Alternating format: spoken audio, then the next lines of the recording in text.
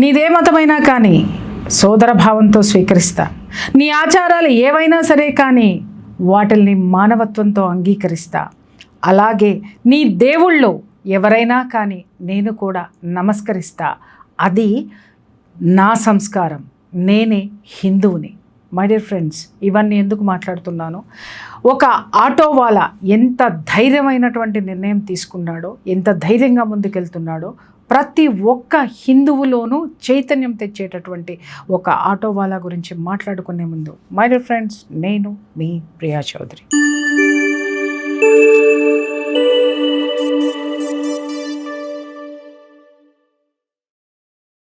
ఈ భూమి మీద పుట్టినటువంటి ప్రతి ఒక్కడు హిందువే.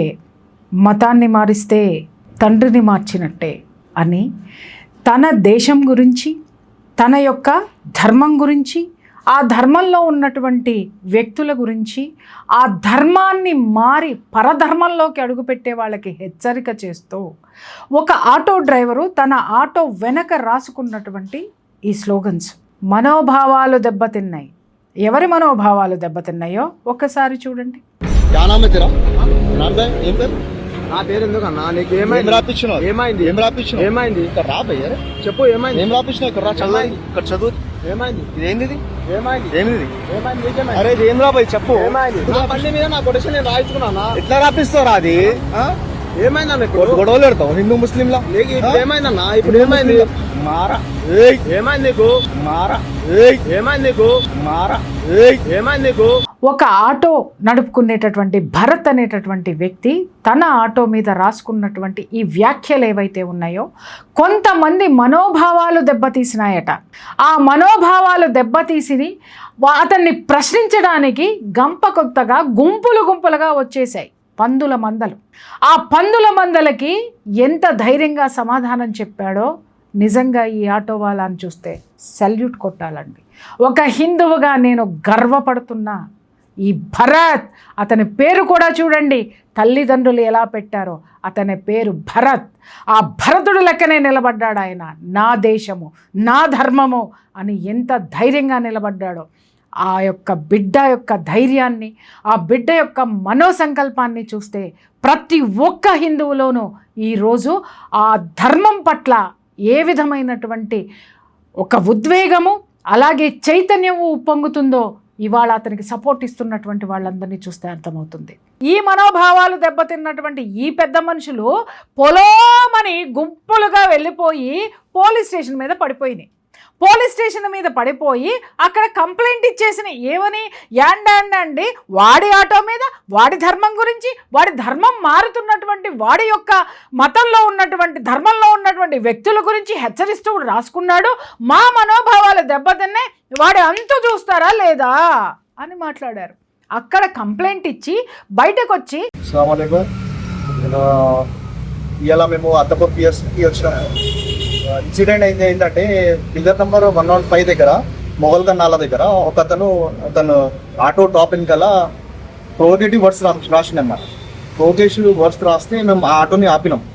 ఆపేసి అతను అడిగినాం, ఎందుకు రాపించినారా భయ్, నువ్వు కూడా పని చేస్తున్నావు, మేము కూడా పని చేస్తున్నాం కదా సిటీలో. అందరు ప్యాసింజర్ దొరుకుతారు. ప్యాసింజర్స్ అంటే హిందూ ఉంటారు అన్న, ముస్లిమ్స్ ఉంటారు, అందరు ఉంటారు.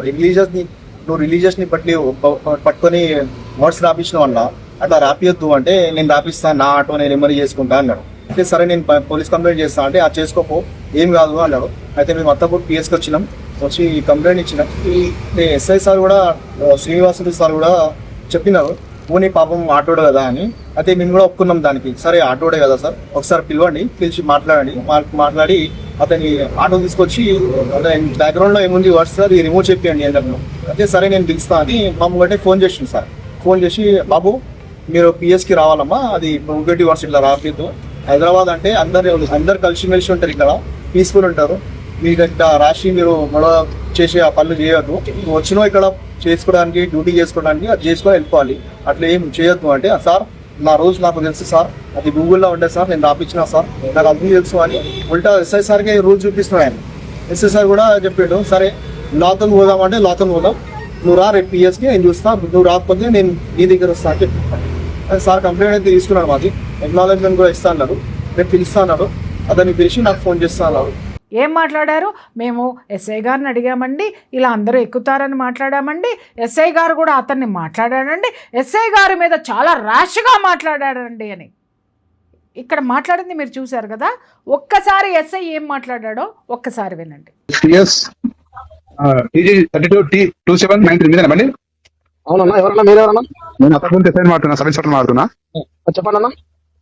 ఎస్ఐ మాడుతున్నా చెప్తున్నా, నీ అన్న కాదు కానీ. సార్ చెప్పండి సార్. నీ ఆటో ఎక్కడుంది? నేను హైదరాబాద్ ఉన్నా సార్. ఆటో వెనకాల ఏం రాసినావు నువ్వు? సార్ ఆటో వెనకాల ఏం రాసినావు? ఏమైనా రాసినావా? అవును సార్. ఎవరు రాయమని చెప్పింది నీకు అట్లా? అర్థం కాదు సార్. నీకు హైదరాబాద్ లో నాకు బండి అట్లా అవన్నీ రాయడానికి వెళ్ళదా? అంటే ఇప్పుడు ప్రతి బండి మీద రాసుకోండి కదా సార్. ఏమైనా రాసుకోండి. ఎవరు నచ్చితే వాళ్ళు రాయించుకున్నారు సార్. నీకు ఎవరు మీది? నాది వనపర్తి సార్. వనపర్తి. హైదరాబాద్ రూల్స్ అంటే కూర్చొని వేరే ఉంటాయి. అది తెలుసుకున్నాడు. ఫస్ట్ నువ్వు ఆటోస్ తీసుకురా, అతను తీసుకురండి. కంప్లైంట్ వచ్చింది ఒక మీ ఆటోనా? అదే కంప్లైంట్ ఇచ్చిన సార్. నువ్వు ఫస్ట్ రా బాబు, నీకు చెప్పాలి ఏంది? లేకపోతే నేను మమ్మల్ని రమ్మంటావా? అవును. నీకు తెలుగు అయితే అర్థమవుతుందా? నువ్వు రాసుకునేది అది చట్ట ప్రకారం నేరం మాట రాసుకోకూడదు. నువ్వు ఓకే చేసినామంటే రాసుకో, నో ప్రాబ్లం. ఎనీవన్ బాన్ అంత ఎర్త్ అంటే ప్రపంచంలో పుట్టి ప్రతి ఒక్కరు హిందూ అని చెప్పి రాసుకుంటాను మీనింగ్. అది ఎట్లుంటే అంటే పక్క వాళ్ళని మన వాళ్ళు దెబ్బతింటుంటారు, అట్లా రాసుకోకూడదు. అది అలా ఉండకూడదు. ఓకే నీకు నీకు ఓకే నేను అర్థం కానీ సరే కేసు కట్టి పిలిపిస్తే అర్థమవుతుంది, నువ్వు రావాలి కానీ ఓకేలే ఉండు. ఓకే నేను సీజ్ చేసి నీకు పంపితే తక్కువ అవుతుంది కానీ వనపడుతున్నావు కదా నువ్వు.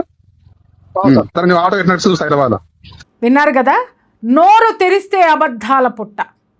అబద్ధాల పుట్ట ఎవరు? ఆ గ్యాంగ్ మొత్తం, ఆ పందుల గుంపు ఏదైతే ఉందో ఆ పందుల గుంపు మాట్లాడింది చూసారా? అరే వీడు ర్యాష్గా మాట్లాడాడు, మా మనోభావాలను. అరే నాది భారతదేశం రా, భారతదేశము. ఈ దేశంలో ఉండేటటువంటి హక్కు నాకు మాత్రమే ఉంది, ప్రతి భారతీయుడికి ఉంది. నా యొక్క ధర్మం గురించి ప్రశ్నించేటటువంటి హక్కు నీకేముంది? అలాగే నా ధర్మంలో నుంచి వెళ్ళిపోయే నా సోదర సోదరీమణుల గురించి నేను హెచ్చరిస్తే నీకొచ్చిన నొప్పి ఏమిటి? ఇక్కడ సదరు ఎస్ఐ గారిని ఒక మాట ప్రశ్నిస్తున్నాను. ఏం మాట్లాడుతున్నారు మీరు? ఒక ప్రభుత్వ ఉద్యోగంలో ఉండి భారత రాజ్యాంగం ప్రకారము అతను దేన్నైనా వైలేట్ చేశాడా? ఒక పోలీస్ ఆఫీసర్, ఒక బాధ్యతాయుతమైనటువంటి ఉద్యోగంలో ఉన్నటువంటి ఎస్ఐ, మీరు వాడు పేదవాడని ఒక పందుల గుంపు మీ దగ్గరికి మీ మీద పడిపోగానే ఆ పందుల గుంపును చూసి దడిచిపోయి ఈ పేదవాడి మీద విరుచుకుపడతారా? మిస్టర్ నేను అడుగుతున్నాను, మనోభావాలు దెబ్బతిన్నాయా? ఏం రాశావు ఆటో మీద అని మాట్లాడుతున్నారు. ఏం రాశాడండి? ఏం రాశాడు మిస్టర్? ఏం రాశాడు అతను? అతని ధర్మం గొప్పతనం రాశాడు. అతని ధర్మం నుంచి వెళ్ళిపోయి వేరే ధర్మాల్లోకి వెళ్ళి ఎంత నీచాతి నీచమైనటువంటి బాధలు పడుతున్నారో తన సోదరుల్ని సోదరిమణుల్ని హెచ్చరించాడు. ఇది ప్రశ్నించడానికి మీరెవరు? బెదిరించాడు. బెదిరించింది ఎవరు? ఆటో వాళ్ళనా, ఈ పోలీస్ ఆఫీసరా? ఒక్క విషయం అడుగుతున్నాను, మనోభావాలు దెబ్బతింటున్నాయని ఈ ఆటో వాడి మీద కేసు బుక్ చేస్తా, రా కంప్లైంట్ రాస్తానని అన్నావు కదా. ఇక్కడ నేను స్క్రీన్ మీద కొన్ని నేను చూపిస్తున్నాను. వీళ్ళందరినీ అడిగే దమ్ము ధైర్యము మిస్టర్ మీకుందా?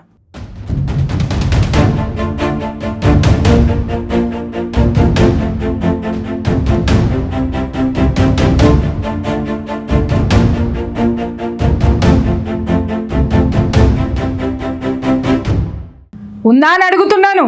ఉండదు. ఎందుకు అనంటే హిందువు అనేటటువంటి వాడు ఓర్పుతో ఉన్నాడు, సహనంతో ఉన్నాడు, సహనశీలి. కాబట్టి హిందువుని ఏమన్నా పడతాడు, కానీ అవతల వాడికి మాత్రం భయపడుతున్నాడు. నువ్వు హిందువో కాదో నాకు తెలియదు, ఖచ్చితంగా నువ్వు హిందువు అయి ఉండవు. నిజంగా నీ బ్లడ్లో కూడా, నీ డిఎన్ఏలో హిందుత్వం అనేటటువంటిది ఉంటే సాటి హిందువు అయినటువంటి వాడి గురించి ఇంత చులకనగా మాట్లాడావు అనంటే నిన్ను ఏ ఘాటికి గట్టేయాలి? అదే ప్రశ్నిస్తున్నారు ఈరోజు హిందూ సమాజం మొత్తం. ఇంకొక విషయం కూడా నేను మాట్లాడుతున్నాను మై డియర్ ఫ్రెండ్స్.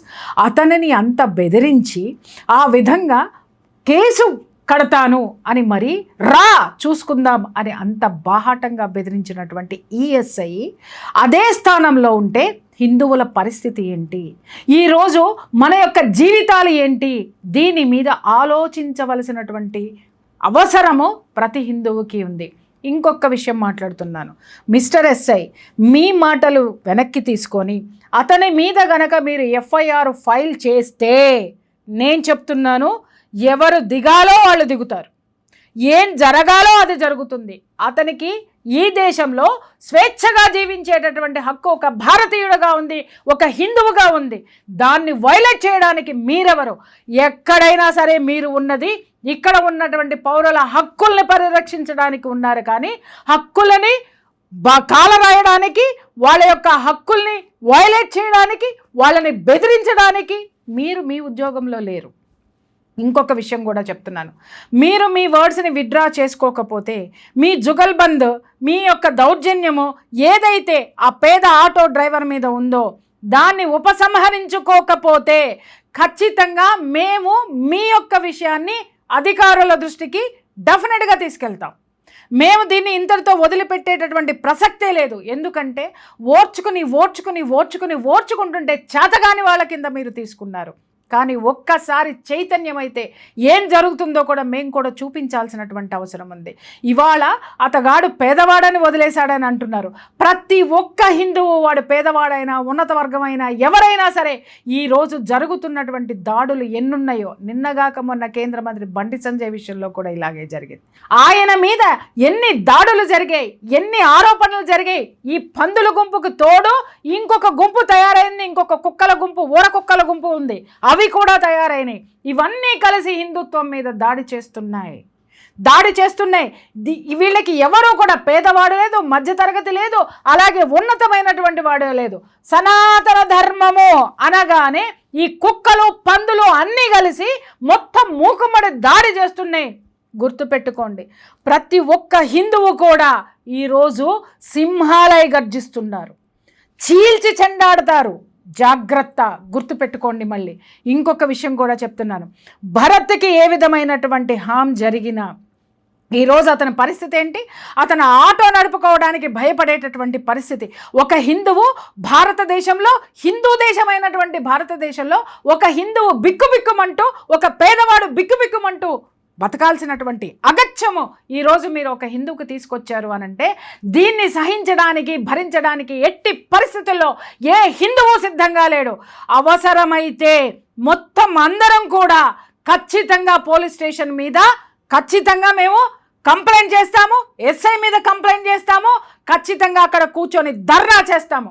అతని మీద ఏ విధమైనటువంటి అతనికి అపాయము కలగజేసినా, అతని మీద తప్పుడు కేసులు బనాయించినా, అలాగే హక్కులని, మనోభావాలని మీరు చేస్తే కొన్ని లక్షల కేసులు మీరు ఫైల్ చేయడానికి సిద్ధంగా ఉండండి. ఆ లక్షల కేసులు ఎవరేవో తపూర్ ఏరియాలో ఉన్నటువంటి ఎస్ఐ నేను పెడుతున్నాను, అక్కడ ఉన్నటువంటి వాళ్ళ తెచ్చితే మా వాళ్ళు వచ్చి పెడతారు. హిందువుల్ని ఎన్ని మాటలు మాట్లాడారు, ఏ విధంగా మాట్లాడారు, వాళ్ళందరినీ అరెస్ట్ చేసే దమ్ముందా? అక్కడే ఉన్నాడు కదా మీ అక్బరుద్దీన్ ఓవైసీ, మాట్లాడాడు కదా 15 మినిట్ అని. నీకు దమ్ముంటే మనోభావాలు దెబ్బతిన్న హిందువులు అని మాట్లాడి చూడు, అప్పుడు నీ దమ్ము ధైర్యం ఏంటో మేము చూస్తాం. ఒక ప్రభుత్వంలో ఉన్నటువంటి ప్రభుత్వ ఉద్యోగి అయి ఉండి, ఒక పోలీస్ అధికారి అయి ఉండి, మా మనుషులు ఏ విధమైనటువంటి దీన స్థితిలో ఉన్నారో వాళ్ళని ఇంకా భయభ్రాంతులకి గురి చేసేటటువంటి నీ మనస్తత్వం ఉన్నటువంటి నువ్వు ఎస్ఐగా ఆ ఉద్యోగంలో ఉండడానికి కూడా అర్హుడివి కాదు. మళ్ళీ చెప్తున్నాను, హిందూ బంధువులందరికీ చెప్తున్నాను, భరత్ని ఈరోజు మనం చాలా కంటికి రెప్పలా కాపాడుకోవాల్సినటువంటి పరిస్థితి వాళ్ళ నుంచి, పందుల గుంపు నుంచి ఎంత ఉందో, ఇదిగో ఇలాంటి అధికారుల నుంచి కూడా కాపాడుకోవాల్సినటువంటి అవసరం ఉంది. అంతేకాదు, ప్రతి ఒక్కరు గళం విప్పండి, ప్రతి ఒక్కరు భరత్కి అండగా నిలబడండి. ఈరోజు భరత్కి అండగా ఉన్నారంటే భారతదేశానికి అండగా ఉన్నట్టే. ఎవరైనా సరే చెప్తున్నాను, మన హక్కుల్ని వైలేట్ చేయడానికి ఎవరికి హక్కు లేదు. ఇది మన దేశం, ఇది హిందూ దేశం, మనం హిందువులం, ఇది మన దేశము, మన రాజ్యము, మనకి హక్కు ఉంది, మనకి స్వేచ్ఛ ఉంది, మనకి అలాగే ప్రతి హిందువు అనేటటువంటి ప్రతి ఒక్కడు బాధ్యతతోటే నడుచుకుంటాడు దేశం పట్ల, ధర్మం పట్ల. దాన్ని మాత్రం ఎవరో మర్చిపోవద్దు. మళ్ళీ చెప్తున్నాను హిందూ బంధువులందరికీ, ఈ పేదవాడి మీద చూపించేటటువంటి దౌర్జన్యం ఏముందో కలిసి కట్టుగా దాన్ని మనం ఖండించాల్సిందే.